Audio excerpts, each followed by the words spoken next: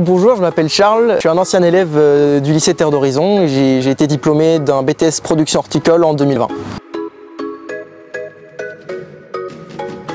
Tout début, j'ai fait un voyage aux États-Unis où je suis allé dans une ferme en woofing pendant 2 mois pour à la base apprendre l'anglais. Je savais que l'agriculture ça m'intéressait, je voulais peut-être faire une école d'ingénieur agronome après et donc je voulais mettre les mains dans la terre, voir un petit peu ce que c'était une vraie exploitation. Donc j'ai d'abord fait ça, ensuite je me suis lancé en septembre dans une école d'agronomie qui m'a pas du tout plu parce que c'était 3 ans où j'allais rien faire,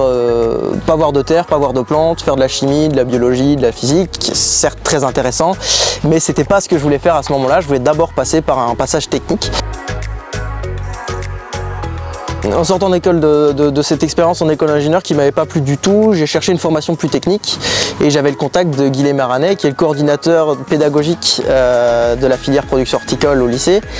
et il a réussi à me convaincre en me présentant un petit peu la pédagogie qui était proposée ici, qui était une pédagogie par projet où on est vraiment acteur de l'enseignement et où on est vraiment sur le terrain à faire des choses qui ont un sens, et aussi des techniques d'agriculture qui étaient développées ici, qui étaient mises en place, qui commençaient à se mettre en place et qui continuent maintenant, à savoir de l'agroforesterie, de l'agroécologie, du maraîchage bio, parce que moi c'est ça qui m'intéressait, c'était vraiment la filière maraîchère en agriculture biologique. Ce qui m'a bien plu dans le BTS, c'est qu'on a 3 jours qui sont réservés à la technique et on est sur l'exploitation, on est aussi un petit peu en salle de classe et on est dans le concret en fait. On fait des travaux, on fait des réflexions, on entrevoit des concepts théoriques et tout de suite après on va essayer de les remettre en application sur le terrain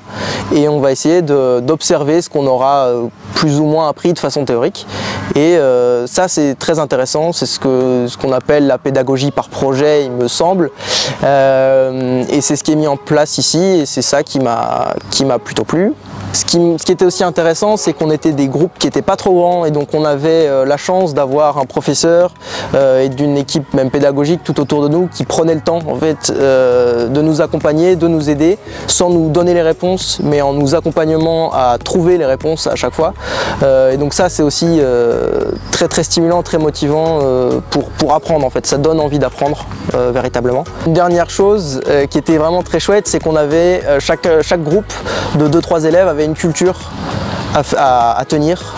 Pour ma part c'était la carotte, donc pas simple, on a eu quelques soucis,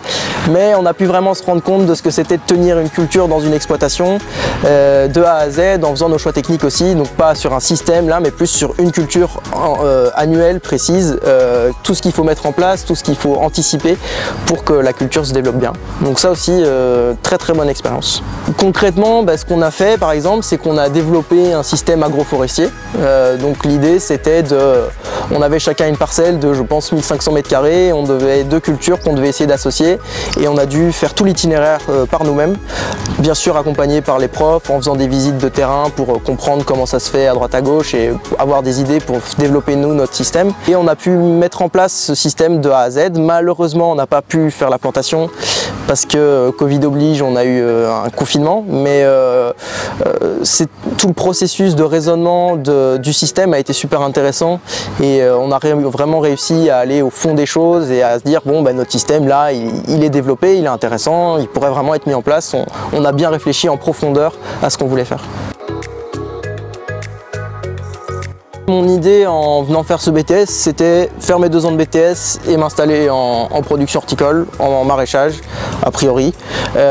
biologique à mon compte, à 21 ans. Au fur et à mesure, en rencontrant des producteurs, je me suis rendu compte que c'était peut-être une idée un peu compliquée à mettre en place directement en sortant de BTS et je m'étais jamais fermé la porte de faire une poursuite d'études. J'avais recherché d'abord une licence parce que je voulais pas spécialement rentrer en école d'ingénieur, ça m'intéressait pas spécialement, et au final en discutant avec Guilhem Maranet qui a déjà fait une école d'ingénieur qui a un petit peu le même parcours au final, BTS plus école d'ingénieur, il m'avait dit quand même que c'était quand même très intéressant et j'ai pu rejoindre Angers, l'Institut Agro Angers, qui est une école d'horticulture, la seule école d'ingénieur en horticulture, en 3e année, via un concours qui s'appelle le concours par apprentissage. Et donc je suis depuis 2 ans apprenti à Vers de Terre Production et en cursus d'ingénieur à l'Institut Agro Angers.